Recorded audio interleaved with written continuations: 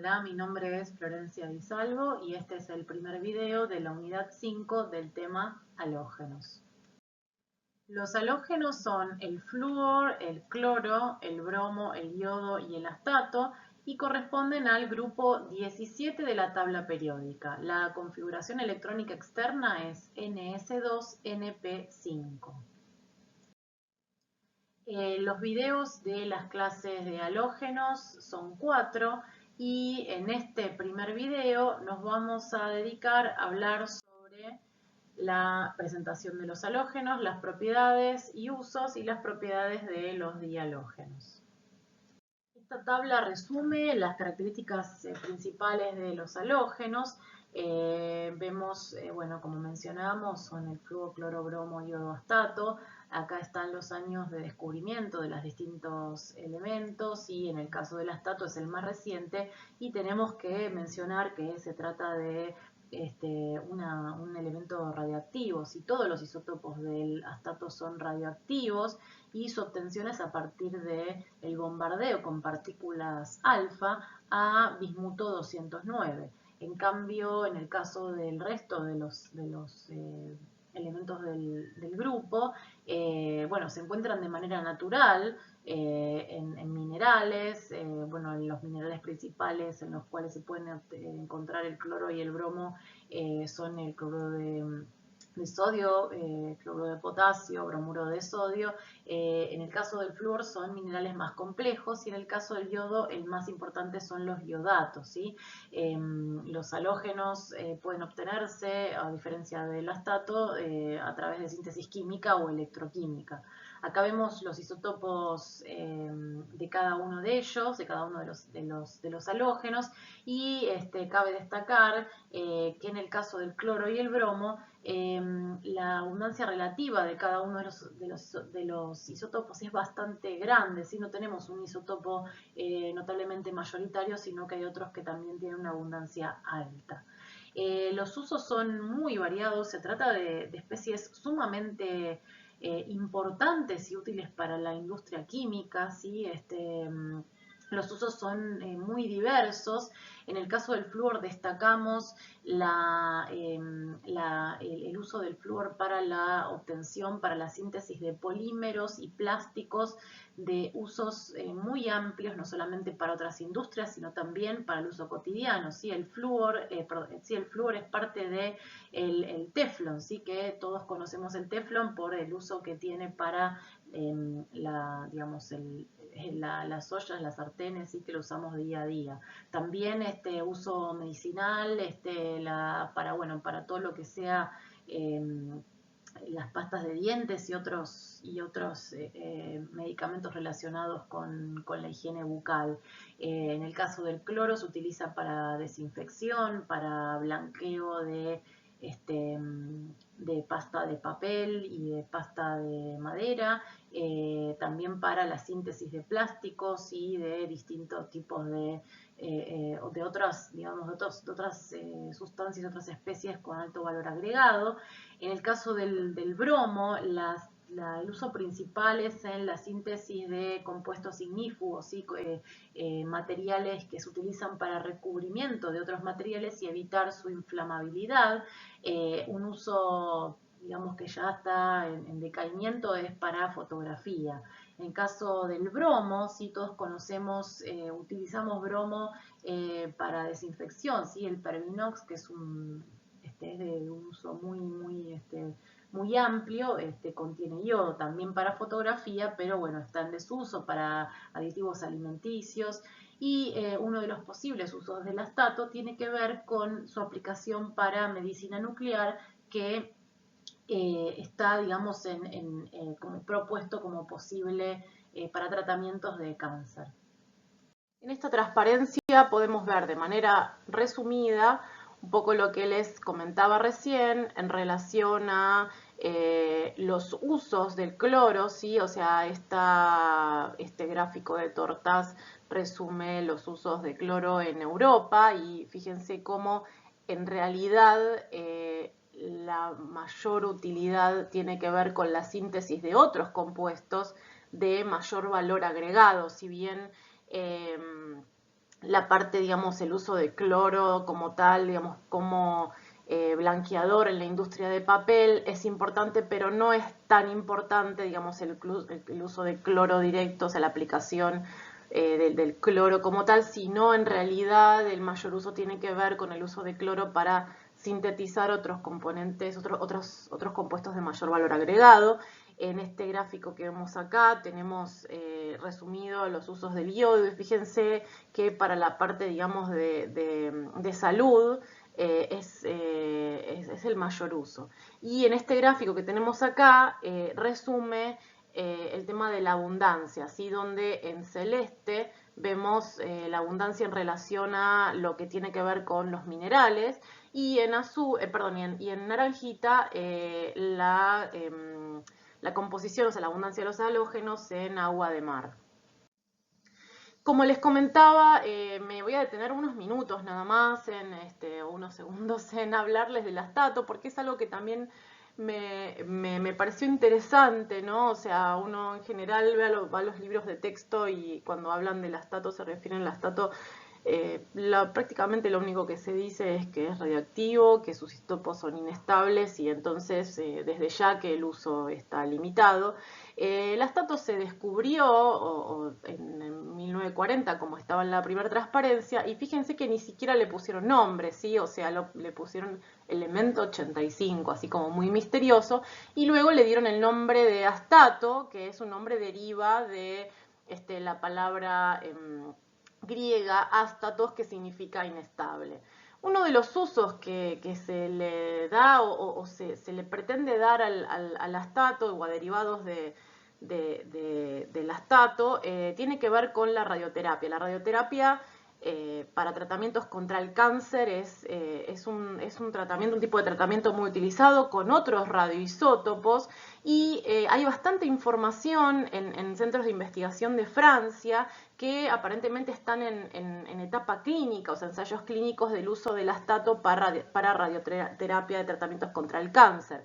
En esta imagen que vemos acá, o sea, vemos una cámara especial, ¿sí? que es donde generan el radioisótopo, el isótopo radioactivo, ¿sí? Que es el astato 211, y luego incorporan al isótopo, digamos, al isótopo radioactivo a una molécula, ¿sí? a un anticuerpo, que esta biomolécula tiene la capacidad de interactuar de manera muy selectiva con las superficies de células cancerígenas, ¿sí? O sea, sintetizan un anticuerpo o seleccionan un anticuerpo particular para interactuar con estas células. Y los anticuerpos tienen la capacidad de interactuar de manera muy específica con targets biológicos. Y entonces a esta biomolécula, ¿sí? O sea, como ven acá, que se ve chiquitito, digamos, la biomolécula tiene incorporada al isótopo, al astato 211, y entonces, por la particularidad del anticuerpo, ¿sí? Por la característica del anticuerpo, se interactúa, digamos, se adiciona a la superficie de la célula maligna y conforme el isótopo va decayendo, o sea, se va descomponiendo, va emitiendo partículas eh, radiactivas. Entonces, eso hace que termine, digamos, destruyendo las células cancerígenas y con eso dañando al tumor. Ese es como de manera muy básica el fundamento de la radioterapia y me pareció interesante destacar que es uno de los usos que se propone como para el astato, ¿sí? Acá tenemos algunas de las propiedades de los halógenos, ¿sí? Y como les comentaba, al estar analizando el grupo más extremo del bloque P, ¿sí? Vamos a tener algunas de las características más extremas que estuvimos analizando al principio de la materia. Por ejemplo, los radios atómicos, ¿sí? Que disminuyen hacia la derecha, nos indica que vamos a tener, comparativamente con el resto de los elementos del período, tendremos los de menor tamaño, ¿sí? Todas las propiedades que estuvimos analizando en torno al grupo grupo, por ejemplo el radio, aumentar a medida que bajamos en el grupo, se analizan de la misma manera que estuvimos analizando hasta ahora. Una de las cosas realmente de los temas a rescatar o a resaltar es el que el flúor es el elemento más electronegativo conocido y es muy pequeño. Entonces estas dos características, la alta electronegatividad y su tamaño, le confieren al flúor un montón de características y propiedades que, como ya veremos más adelante, saltan o están fuera de las tendencias esperadas, ¿sí? Para todos los halógenos, esta particularidad, digamos, del tamaño y de la alta electronegatividad hacen que, por ejemplo, el potencial de reducción, que es esto que tenemos acá, sea muy alto, y obviamente para el flúor va a ser o sea, para el dihalógeno va a ser el mayor en el caso del flúor, ¿sí? Otra de las características que vamos a ver que es muy importante para estudiar o para entender las propiedades de los halógenos o los dihalógenos es, en el caso del flúor, la alta entalpía de hidratación. O sea, ¿qué es la entalpía de hidratación? Es la energía liberada cuando un ion fluoruro, por ejemplo, está hidratado, la reacción de hidratación del ion fluoruro. El ion fluoruro es un ion comparativamente muy pequeño y muy polarizante, entonces la interacción va a ser muy eficiente, por ejemplo, con moléculas de agua, y la hidratación liberará mucha energía, mucha mayor comparativamente con el resto de los halógenos. Acá vemos en un gráfico cómo tenemos la tendencia de el tamaño de los aniones haluro y de los átomos de los halógenos, y vemos que si bien la tendencia es correcta en el sentido de aumentar hacia abajo, en el caso del flúor y del fluoruro es mucho menor, ¿sí? Este efecto de la carga nuclear efectiva realmente se ve muy marcada en el caso del flúor. Vemos nuevamente cómo ocurre, o sea, cómo podemos analizar esta propiedad en torno comparativamente con el resto de la tabla, y es un poco lo que ya discutimos en las primeras clases de la materia. Si analizamos los valores de la primera energía de ionización, si es que están vinculados a este proceso que está acá y la afinidad electrónica, que están asociados a este proceso que está acá, vemos cómo en el caso de la energía de ionización, si aquella que implica la liberación de un electrón a partir del elemento en estado gas, es muy desfavorable, ¿sí? Los valores son muy altos y positivos, y la afinidad electrónica, como está definida como menos el cambio de energía del proceso, está como positiva, pero corresponde a el proceso de la generación de un anión gaseoso, que es favorable en el caso de estos elementos que son los átomos que son electronegativos, ¿sí? Entonces, bueno, hay que considerar eso, ¿sí?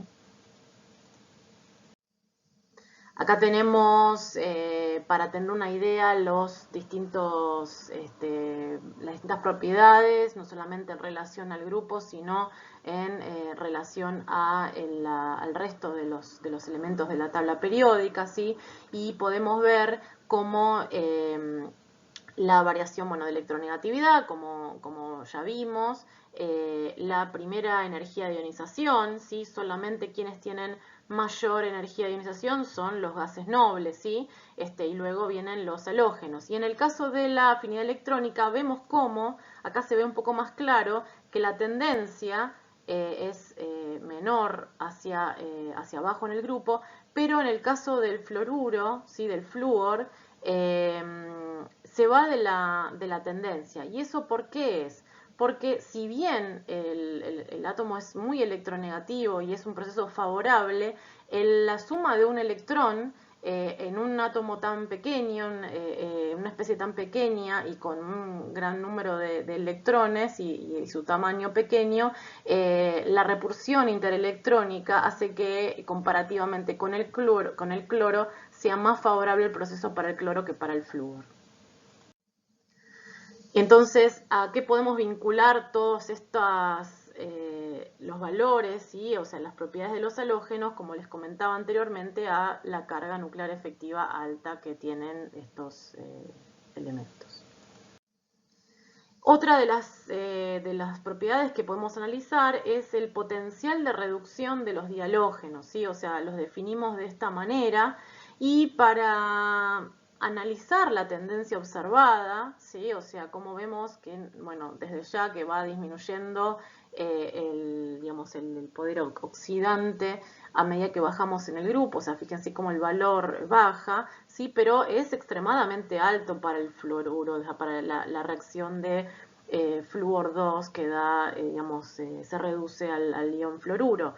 Y para poder analizar esta propiedad, digamos, el potencial de reducción, podemos plantear el siguiente ciclo que está acá, ¿sí? O sea, este ciclo, donde vemos que, bueno, en un primer paso se produce necesitamos tener en cuenta la disociación del dihalógeno, ¿sí?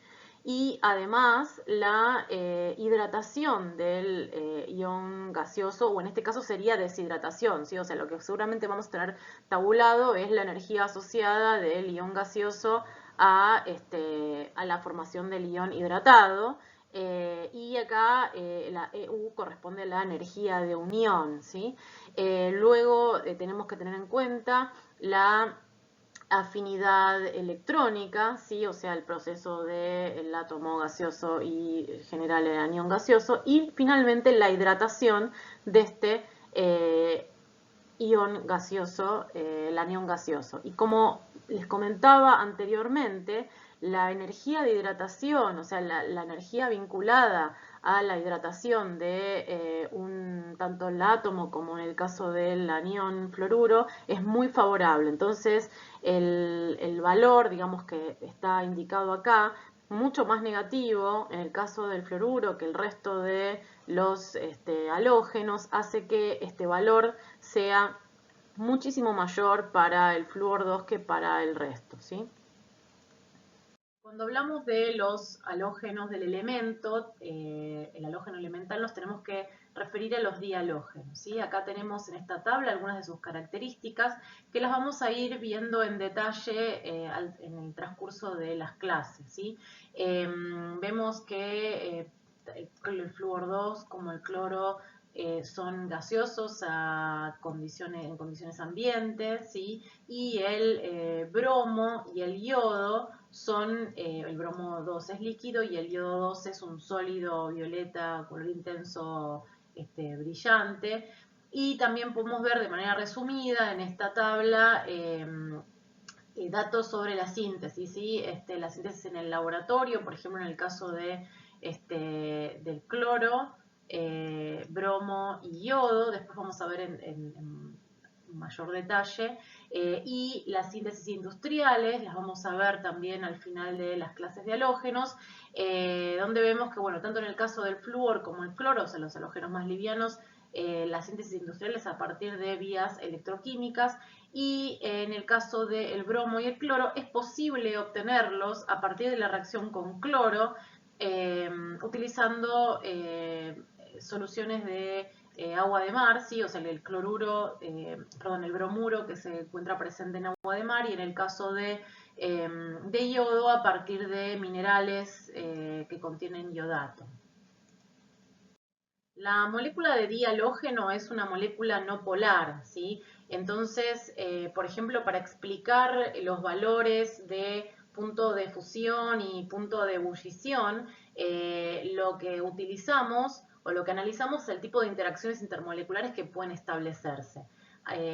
Como les comentaba, al ser no polares, el único tipo de interacción son las de Van der Waals o dispersivas, y recordemos que este tipo de contactos dependen fuertemente de el número de electrones, ¿sí? En la nube electrónica y en la capacidad de deformación de esta nube, o sea, de establecer los dipolos transitorios, ¿sí? Y entonces vemos cómo a medida que bajamos en el grupo, ¿sí? Que vamos del cloro, bromo al yodo, la fortaleza de las interacciones es mayor, ¿sí? Y entonces utilizando esos argumentos podemos explicar cómo el estado de agregación varía conforme bajamos en el grupo, si pasamos de gases a líquidos en el caso del bromo y sólido en el caso del yodo, y obviamente las temperaturas de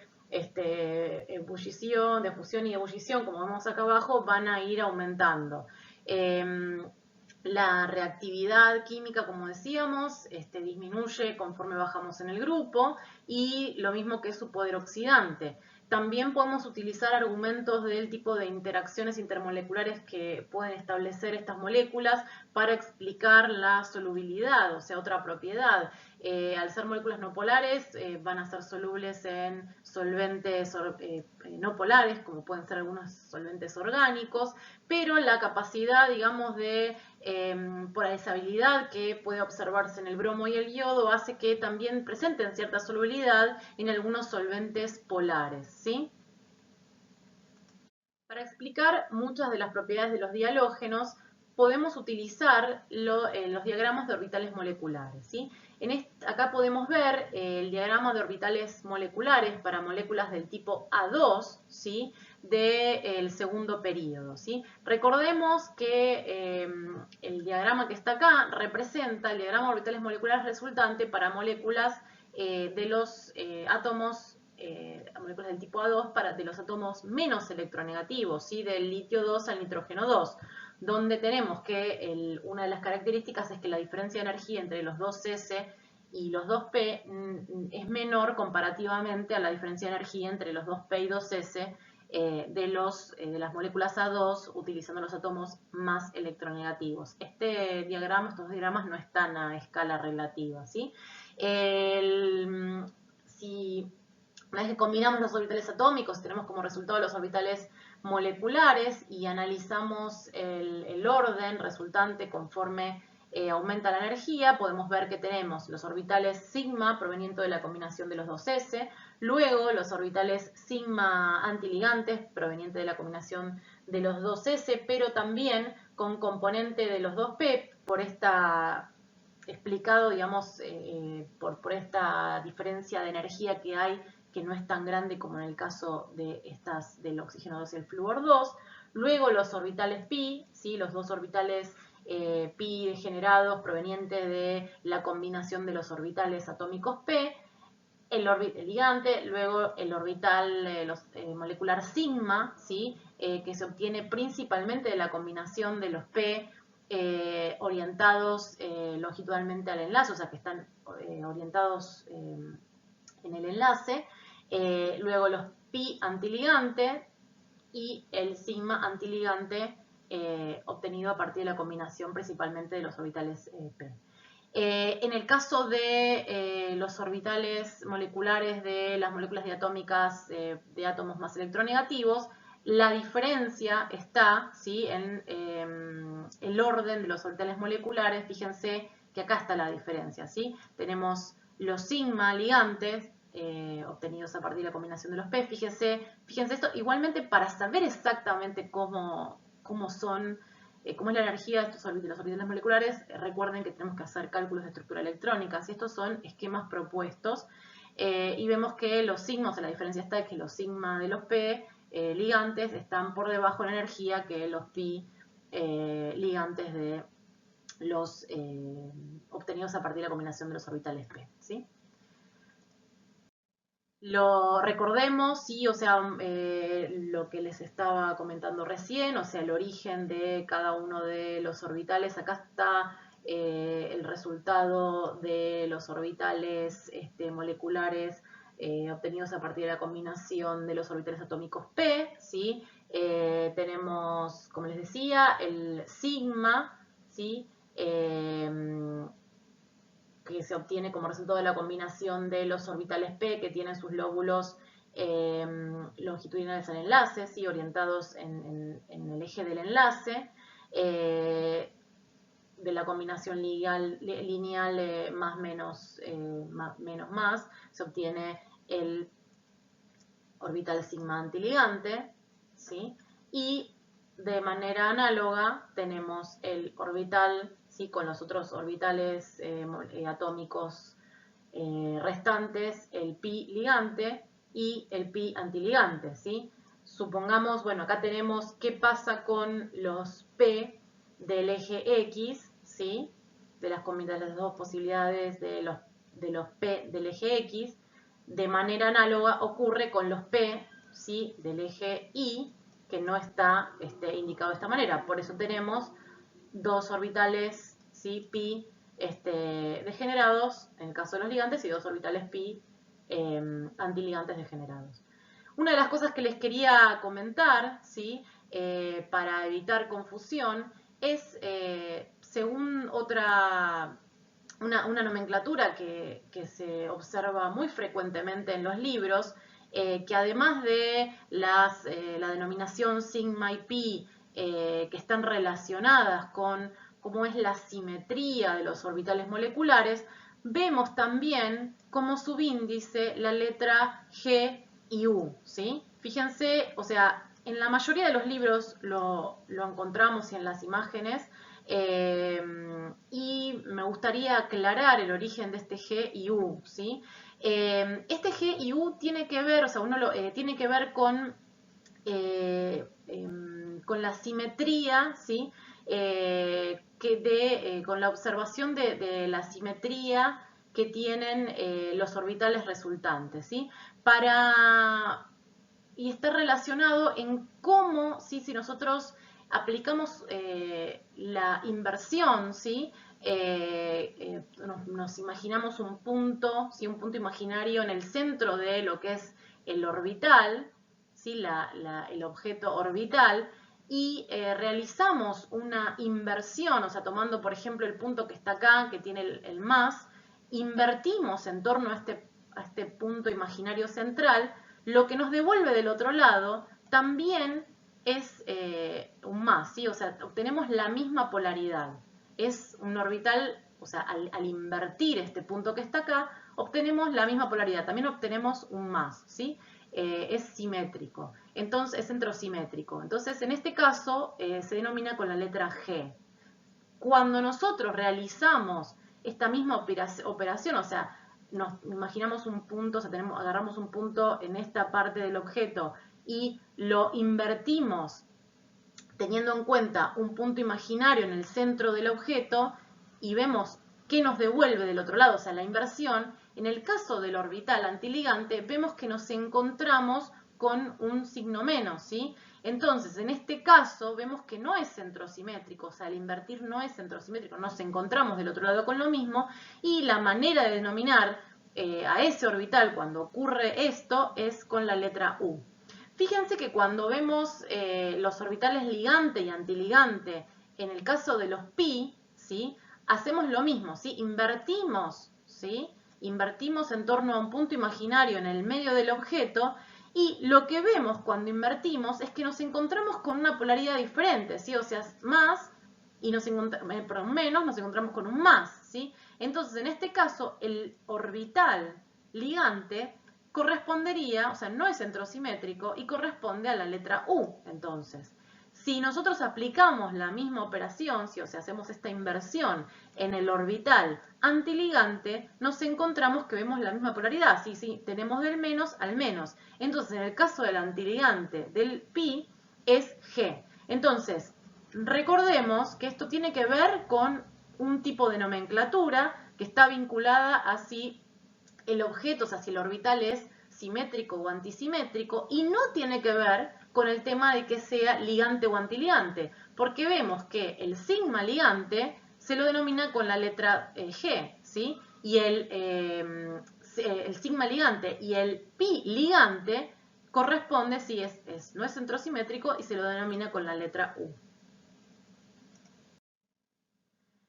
Lo que se observa, ¿sí? Volviendo de nuevo al diagrama de orbitales moleculares, los dihalógenos, que en el caso de los dihalógenos menos electronegativos, el diagrama de orbitales moleculares corresponde a lo que asignamos a las moléculas X2 del segundo periodo, ¿sí? A este diagrama de orbitales moleculares. En cambio, para el flúor es el que corresponde a el flúor 2 y el oxígeno 2, como esto ya ustedes ya lo conocen, ya lo vimos en esta materia y en Inorgánica 1, que este es el diagrama correspondiente. Si nosotros realizamos un análisis un poco más detallado sobre cómo es el diagrama orbitales moleculares de los dihalógenos, podemos ver, como les decíamos antes, este sería para el flúor, donde tenemos el sigma ligante y los pi ligantes en este orden, y en el caso del cloro, bromo y yodo tenemos la inversión de estos orbitales moleculares. Acá está el detalle de cómo es la composición de cada uno de los orbitales.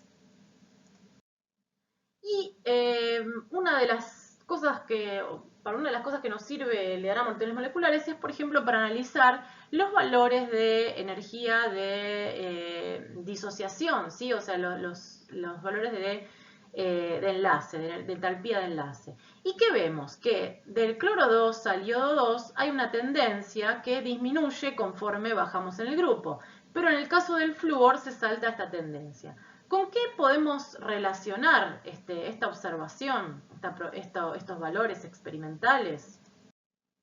Con cómo es el solapamiento, ¿sí? Recordemos que a medida que bajamos el tamaño aumenta y ese solapamiento se hace menos eficiente, ¿sí? Pero ¿qué es lo que pasa con el flúor? ¿Sí? ¿Por qué en el caso del flúor no sigue la tendencia? Porque tenemos el otro parámetro que tenemos que analizar, que es la repulsión interelectrónica. ¿Sí? Estos átomos muy pequeños, esta distancia interatómica pequeña, hace que además del solapamiento tengamos que analizar qué pasa con la repulsión interelectrónica. Entonces, la energía de disociación de enlace va a ser menor que para el flúor que para el cloro.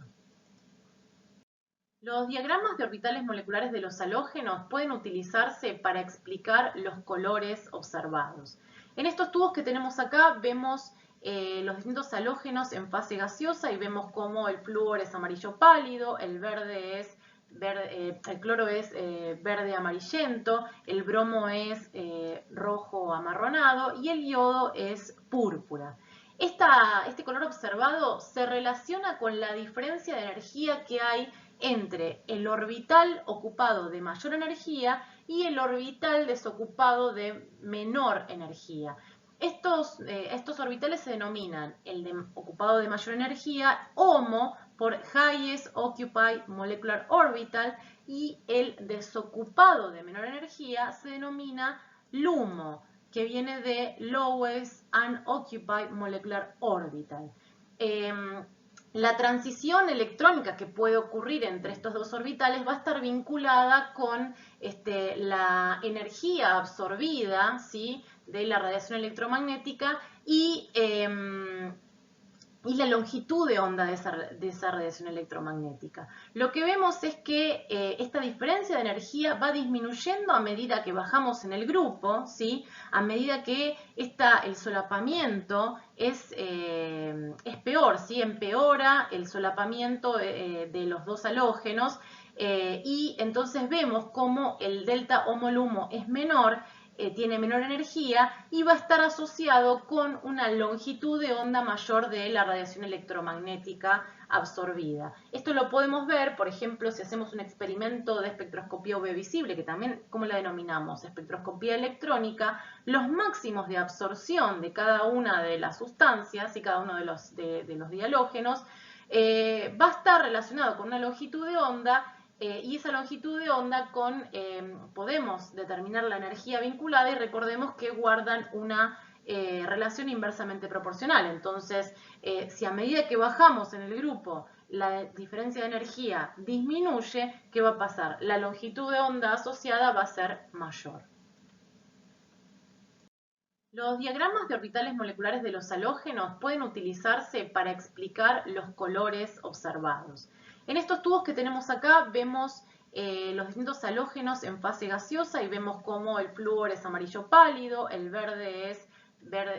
cloro es verde amarillento, el bromo es rojo amarronado y el yodo es púrpura.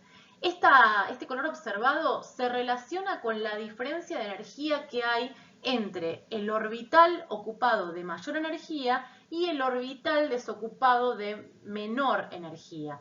Estos orbitales se denominan el ocupado de mayor energía, HOMO, por Highest Occupied Molecular Orbital, y el desocupado de menor energía se denomina LUMO, que viene de Lowest Unoccupied Molecular Orbital.